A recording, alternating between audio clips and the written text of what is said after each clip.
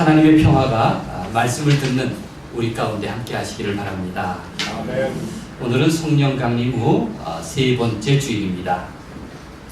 6.25 전쟁이 일어난 지 67주년이 되는 날이기도 합니다. 남과 북의 비극이 있던 이 민감한 시기에 북한의 태권도 선수단이 우리나라 초대에 응해서 찾아왔습니다. 참 반가운 손님처럼 여겨졌습니다. 불편할수록 서로 자주 만나고 또 밥을 먹고 오가야 하는 법입니다. 이번 주에는 한미 정상회담이 열립니다. 한국 대통령이 취임하고 처음 이제 초대를 받아서 가는 것입니다. 럭비공 같이 행동하는 강대국의 대통령을 만난다니 한국 사람들 대부분이 자기 대통령 걱정을 합니다. 저렇게 순한 양반이 잘할까? 트럼프는 자국의 이익을 우선적으로 대변한다면서 그동안 안정된 세계 질서를 혼란스럽게 만들었습니다. 미국이나 한국이나 피차 대통령 노릇하기 힘들겠다는 생각도 듭니다. 이 나라의 평화와 안정을 위해서 기도하는 한 주간이 되기를 바랍니다. 제가 어제 오전에 여러 날 미뤄두었던 숙제를 했습니다. 금년도 8.15 공동 기도주일, 즉 남북 평화 통일을 염원하는 공동 기도주일 기도문 초안문을 작성한 것입니다. 이번 7월 초에 남과 북의 교회가 독일 라이프치히에서 만나는데 그때 올해 공동 기도문을 합의한다면서 저에게 빨리 보내달라고 재촉을 해왔습니다. 이 기도문은 합의가 되면 이제 여러 나라의 말로 번역해서 세계의 교회들이 함께 예배드릴 때 사용됩니다. 제가 이 기도문을 쓰기 전에 이전의 공동 기도문들을 쭉 살펴보았습니다. 1989년부터 이 공동 기도주일이 지켜졌습니다. 그동안 제가 8.15 공동 기도문을 6번 초안문을 썼고 또 부활절 공동 기도문을 3번 썼으니까 모두 9번 초안문을 썼습니다. 서로 비슷하게 베끼지 않으려고 늘 비교하면서 새로운 문장을 만들어냅니다. 남북 관계가 좋을 때는 기도문 쓰는 일이 참 수월합니다. 술술 풀리죠. 그러나 갈등할 때는 단어 하나하나에 극히 예민해집니다. 남과 북 사이에서 어느 한쪽에 치지 않으려면 지극히 중립적인 언어를 사용해야 합니다. 그러면서도 공동의 소망을 담아내는 것입니다. 아마 남북관계가 더 좋아지면 8월에 평양에 초청을 받아서 예배 드릴지도 모를 일입니다. 그러면 기도문을 낭독하는 일은 내 몫이 될 것이다. 그렇게 기대해 봅니다. 다 꿈 같은 일입니다. 그러나 또 꿈을 꿔야 하는 일입니다. 저는 우리 민족의 통일 염원을 혼인잔치에 비유합니다. 우리 모두가 그 잔치에 초대를 받았습니다. 그러나 거부하는 사람도 간혹 있습니다. 대통령도 평범한 사람도 자주 삶의 위기 가운데 존재합니다. 인생이 호락호락하지가 않습니다. 사람들마다 염려와 두려움이 있습니다. 그러니 어려울수록 기도해야 합니다. 누구나 어려울수록 하나님을 깊이 만날 기회가 됩니다. 우리는 다시톨레르게에서 시편을 읽으면서 기도의 지혜를 배우고 있습니다. 오늘 본문은 예수님의 천국 초대 비유입니다. 2절을 보십시오. 천국은 시작. 천국은 마치 자기 아들을 위하여 혼인잔치를 베푼 어떤 임금과 같으니 라고 말하고 있습니다. 예수님은 천국에 대해서 말씀하시면서 혼인잔치의 초대를 보기로 드셨습니다. 성경에서 하나님 나라는 혼인잔치와 같다 여러 번 말씀하고 있습니다. 요한계시록에 보면 하나님의 최후의 심판은 바로 어린 양의 혼인잔치입니다. 요즘 친구들의 자녀 결혼식 초청을 종종 받습니다. 지난 토요일에는 강화에서 목회하는 친구가 큰딸 결혼한다고 해서 강화도에 다녀왔습니다. 결혼식장은 그가 목회하는 시골 교회 예배당이었습니다. 그는 두 가지 특이한 행동을 했습니다. 바쁜 토요일이니 굳이 올 필요 없다고 그렇게 만류했고, 또 축의금은 안 받는다고 했습니다. 당황스러웠습니다. 축의금을 안 받으니 가지 않으면 축하할 방법도 없었습니다. 우리끼리 그런 얘기를 했습니다. 재벌가의 결혼식도 아닌데 가난한 주제에 뭘 또 축의금까지 안 받겠다고 그러나. 그렇게 우리가 놀렸더니 다른 친구가 부자일수록 축의금은 더 챙긴단다, 그렇게 얘기를 했습니다. 신랑 신부 둘이 간소한 결혼을 원하면서 양가가 축의금도 생략하기로 했답니다. 참 남다른 일이죠. 한 임금이 아들을 장가 보내면서 큰 잔치를 마련했습니다. 왕가의 혼인잔치니 왕의 체면과 명성에 맞추어서 철저히 준비합니다. 손님을 청하면서 2번 종을 보냈습니다. 참 정중한 태도입니다. 처음 종을 보내어서 결혼 초대와 함께 날짜를 알려주었고, 2번째 종을 보내서 정해진 시간에 맞춰 손님을 모시고자 했습니다. 처음 종들이 가서 왕의 초대를 알렸을 때, 그런데 놀랍게도 초청객의 반응이 부정적입니다. 3절 말씀을 같이 읽어보겠습니다. 그 종들을 보내어, 시작. 그 종들을 보내어 그 청한 사람들을 혼인잔치에 오라 하였더니 오기를 싫어하거늘. 세상에 대뜸 반응이 오기를 싫어했다 그랬습니다. 왕의 초대를 받은 사람들은 그 나라의 귀인들이었을 것입니다. 왕자의 혼인잔치니 그 자리에 명예를 지켜줄 만한 그러한 손님들이었을 것입니다. 예정된 혼인날 이제 모든 준비를 다 마친 후에 종이 손님을 직접 모시러 갔습니다. 2번째 종이 갔을 때 손님으로 초청받은 귀인들은 이런저런 핑계를 대고 잔치에 가기를 거절합니다. 5절 같이 읽겠습니다. 그들이, 시작. 그들이 돌아보지도 않고 한 사람은 자기 밭으로 한 사람은 자기 사업하러 가고. 세상에 종이 왔는데 돌아보지도 않았다 그랬습니다. 그들은 왕의 초청을 아주 대수롭지 않게 여긴 것입니다. 왕의 초대에 거절하려면 뭔가 대단한 명분이 필요하지 않겠습니까? 그런데 귀인들은 별것도 아닌 그냥 평소 하던 일을 핑계 삼아서 거절했습니다.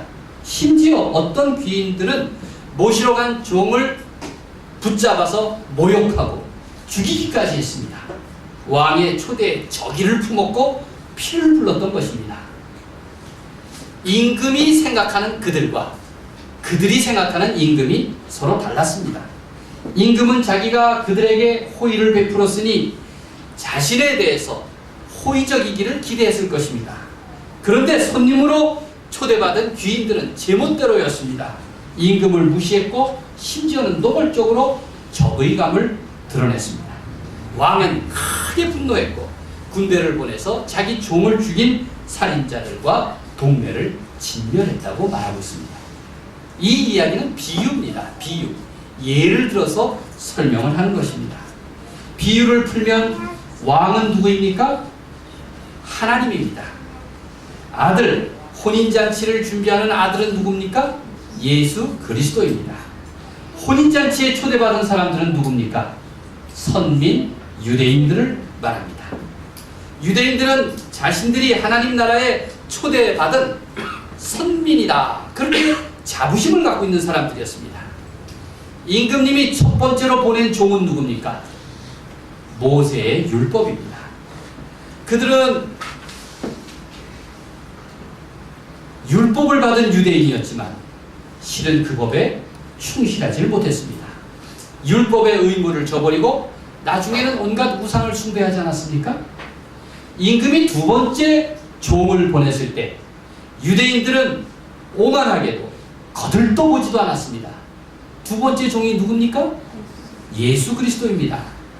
하나님의 아들 예수 그리스도가 이 세상에 오셨을 때 유대인들은 가장 큰 반대자였습니다. 극렬한 적대자였습니다. 심지어 모욕하고 십자가에 달려 죽이기까지 했던 것입니다. 임금님의 혼인잔치의 비유는 하나님의 구원에 대한 메시지입니다. 하나님의 초청을 거절한 오만함은 역사적으로 그 대가를 고스란히 치렀습니다. 이스라엘은 주 70년 로마의 침략을 받아서 성전이 파괴되었고 많은 사람이 죽었으며 황폐한 예루살렘에서 쫓겨났습니다. 비유라고 여긴 이야기가 사실로 역사적 사실이 되었습니다. 하나님의 초대를 거절한 결과라기에는 너무나 참혹했습니다. 왜 그 사람들은 혼인잔치 초대를 거절했을까요? 그들은 일상적인 일보다 더 시급하고 더 중요한 일이 바로 그 일이었음을 그들은 깨닫지 않았습니다. 그들은 밭을 보러 갔고 사업자 떠났습니다. 그냥 평상의 일상의 의무를 행한 것입니다. 그러나 세상 일이란 자기 일의 그 의무에 성실하다고 해서 그것이 반드시 최선은 아니라고 하는 것을 우리에게 일러줍니다. 당장 세상의 요구에만 관심을 기울인다면 정작 더 중요한 부르심의 그 초대를 놓칠 수도 있습니다. 눈앞의 일에만 홀 받고 산다면 더 중요한 가치를 놓칠 수도 있습니다. 유대인들은 눈에 보이는 것에만 집착한 결과 자신들의 생각과 판단과 이익에만 고집한 결과 결국 메시아의 길을 가로막았고 십자가에 처형했던 것입니다. 결과적으로 유대인들은 첫 번째 종의 부름인 율법의 의무를 저버렸고 두 번째 종의 부름인 사랑의 의무도 저버렸습니다. 너무나 분주해서 너무나 자기 이익에 몰두해서 자기 생각에 집착해서 구원의 길을 저버린다는 것 얼마나 어리석은 일입니까? 성경은 우리에게 이렇게 말씀하고 있습니다.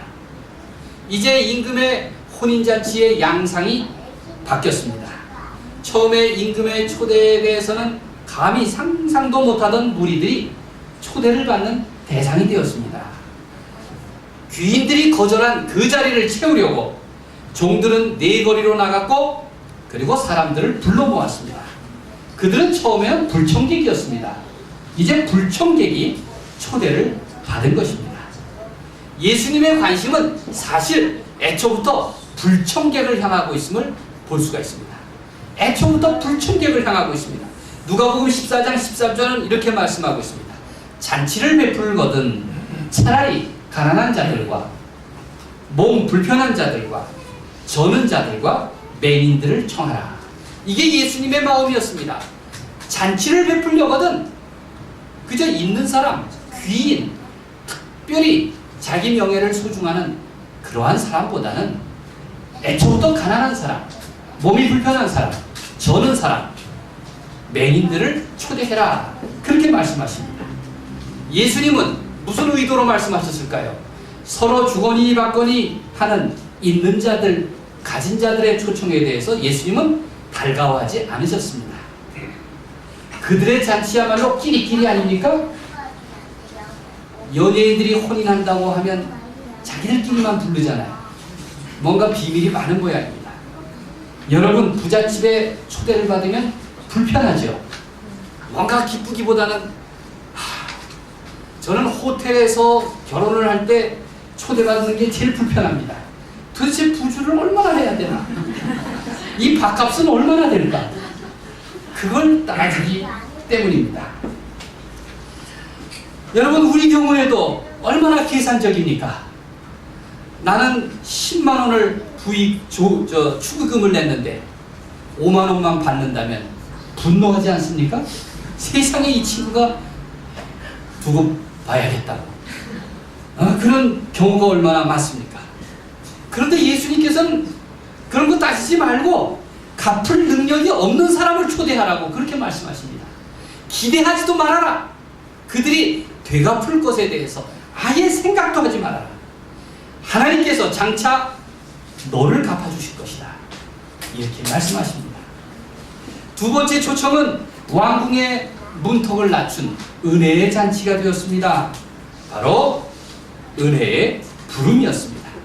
종들은 선한 자나 악한 자나 닥치는 대로 데려왔습니다. 왕의 아들인 그 왕자의 혼인잔치에 모든 불청객들의 입장권이 주어진 것입니다. 예수님의 비유는 우리의 기대와 상상을 뛰어넘습니다. 모두 혼인잔치에 참여했지만 그러나 단 한 사람 예외가 있었습니다. 아무리 갑작스러운 초대라도 왕국의 혼인잔치이니만큼 예법이 있었던 모양입니다. 그것은 비유로 말하면 예복을 입는 일이었습니다. 임금님이 이제 손님을 환영하기 위해서 들어왔다가 둘러보던 중에 예복을 입지 않은 사람이 한 사람이 있었습니다. 그래서 12절에 이렇게 묻습니다. 이르되 친구여 어찌하여 예복을 입지 않고 여기 들어왔느냐 하니 그가 아무 말도 못하거늘 이라고 기록하고 있습니다. 황당한 일입니다. 급작스레 초대를 받아온 사람들은 어떻게 예복을 다 갖춰 입었을까요? 딱 한 사람만 빼고는 모두 다 심사를 통과한 것으로 봐서 그 예복이라고 하는 것이 뭐 대단한 자격 조건은 아닌 모양입니다. 갑작스럽게 초대받았지만 남들은 다 했는데 그 사람 혼자만 예복을 갖춰 입지 못했으니 왜 나만 갖고 그래? 그런 변명의 여지가 없습니다. 예복을 갖추지 못해 쫓겨난 그 사람은 무슨 일로 자격 미달이 되었을까요? 말씀드린 대로 예복도 비유의 비유입니다. 손님은 그 집에 머무는 때부터 그 집 주인이 대접하는 방식에 따라야 합니다. 그리스도를 만난 사람은 이전과 똑같은 생활 방식에 머물러서는 안 됩니다. 그는 주님이 원하시는 대로 순결한 삶의 태도와 선한 예복을 입어야 합니다. 죄인도 열린 문으로 들어올 수 있지만 죄인 그 상태로 머물러서는 안 됩니다. 예수님의 말씀은 바로 천국에 관한 비유입니다. 천국 초대는 하나님의 은혜로 새로운 삶의 기회를 맞이하고자 그렇게 개방되었습니다. 그래서 이방인들, 심지어 죄인까지 그 문은 활짝 열려 있습니다. 초대받은 사람이라면 누구나 그 은혜의 선물을 받을 것입니다. 다만 그 선물에 합당한 의무를 살아야 합니다. 처음에 불청객들은 자격이 없었음에도 영광을 입었습니다. 그러나 이제 구원의 길에 들어섰다면 그들은 은혜에 합당한 삶을 살아야 한다고 성경은 말씀하고 있습니다. 하나님의 집에 손님이 된 사람들은 그 집 주인의 마음에 맞추어서 행동해야 되지 않겠습니까? 중재를 사면받은 사람이 여전히 이전의 죄인 모습 그대로 산다면 그 사면은 취소되는 것이 마땅할 것입니다. 우리말로 손님이란 청함을 받은 사람을 의미합니다. 손님은 이제 주인이 요청했기 때문에 또 청했기 때문에 그 집을 방문합니다. 그러니 손님을 청한 주인은 마땅히 손님을 정중하게 대접해야 할 의무가 있습니다. 그런데 초청을 받지 않고 불쑥 온 사람은 불청객입니다. 인도 사람들은 우리나라 사람들하고 생각이 다른 모양입니다. 우리나라 사람들은 손님을 가리킬 때 청함을 받은 사람이라고 말하는데 인도 사람들, 인도어에는 손님이 약속하지 않고 찾아온 사람이 손님이랍니다. 우리랑 반대죠? 약속하지 않고 찾아온 사람이라는 뜻입니다.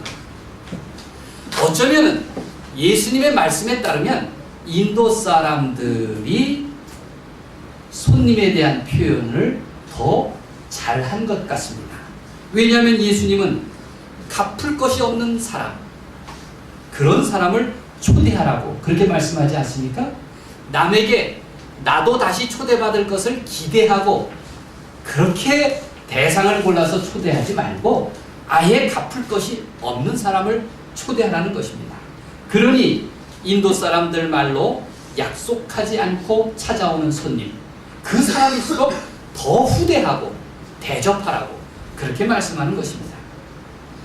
황석영의 소설 손님이 있습니다.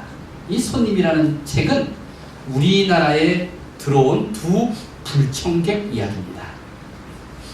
두 불청객이 이 땅을 찾아왔는데 그들이 바로 손님입니다. 여러분, 예전에는 마마도 손님이라고 불렀죠? 손님일수록 잘 대접하라고 그랬습니다. 그런데 황석영의 소설 손님의 두 불청객은 하나는 공산주의고 하나는 그리스도교를 말합니다. 둘은 우리나라 밖에서 들어와서 한반도에서 서로 싸웠습니다.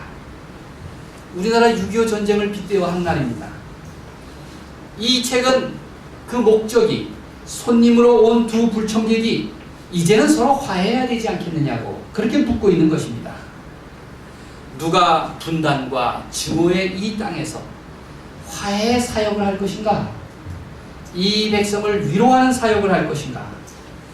장차 하나 되고 평화롭게 통일을 이룰 그런 평화의 사역을 할 것인가를 묻고 있는 것입니다. 이제는 없어져 버릴 공산주의가 하겠습니까? 우리 그리스도교인들을 향해서 그 사랑의 의무를 감당해야 한다고 저는 그 책을 읽었습니다. 하나님의 심판처럼 역사는 물을 것입니다. 누가 마땅한 예복을 입을 존재인가? 우리 그리스도교는 이 땅에서 화해와 평화의 사역을 위해서 마땅한 예복을 입고 있습니까? 우리가 다시 한번 돌아봐야 할 것입니다. 정작 예복은 옷 문제가 아닙니다. 옷으로 대표되는 바로 마음의 문제입니다. 심령의 문제라고 성경은 말씀하고 있습니다. 사람이 하나님 앞에 나아갈 때 예배당에 명품 옷이 없어서 못 가는 사람은 없을 것입니다. 무슨 브랜드 옷을 따지려는 것도 아닐 것입니다. 예복을 입는다는 것은 이전에 입던 자기의 옷을 벗고 그 더러운 옷을 벗고 그리스도 안에서 새로운 옷을 입는 것을 의미합니다. 곧 마음과 심령의 예복들, 즉 회개의 예복, 겸손과 온유의 예복, 거듭남의 예복, 경외의 예복을 입었느냐, 그것을 묻고 있는 것입니다. 지금 우리는 하나님 나라의 기쁨에 참여하도록 초대받은 사람들입니다. 여러분, 불청객인데 이 자리에 와 있는 분도 있습니까? 하나님 앞에서 불청객은 아무도 없습니다. 우리 모두는 초대받은 손님들입니다. 이제 하나님은 회개에 합당한 옷을 입고 믿음과 거듭남의 옷을 입기를 원하십니다. 그것은 무엇입니까? 바로 선함, 착한 행실입니다. 의로운 삶입니다. 로마서 12장에서 말씀하시는 것처럼 그리스도인의 새로운 윤리입니다. 그것을 택하라고, 그것을 택하여 살라고 말씀하십니다. 무엇보다도 성령 강림 주일에 우리가 매주 반복하는 성령의 열매, 그 9가지 열매를 맺는 삶을 살라고 말씀하십니다. 그리하면 청함도 받고 그리고 택함도 받는 그러한 자의 삶을 살아가는 것입니다. 14절 말씀을 같이 읽겠습니다. 14절 청함을 시작. 청함을 받은 자는 많되 택함을 입은 자는 적으니라. 초대는 받았지만 그러나 예복을 입지 않았다고 쫓겨나는 그러한 경우도 있는 법입니다. 하나님의 초대는 지금 바로 내 앞에 열려 있습니다. 나는 주인의 은혜를 입은 손님입니다. 천국은 나중 일이 아니라 살아있는 지금부터 이미 맛볼 수 있는 하나님의 선물이기도 합니다. 복음의 진리에 합당한 삶을 살려는 그런 사람이라면 그의 삶 속에 이미 하나님의 나라, 그 혼인잔치의 삶이 깊숙이 개입되어 있다는 것을 믿으시기를 바랍니다. 여러분 모두 그런 혼인잔치의 삶을 살아가십시오. 하나님의 은혜가 우리와 함께 하셔서 진실한 구원받은 자의 삶을 살도록 우리 주님의 이름으로 간절히 축원드립니다.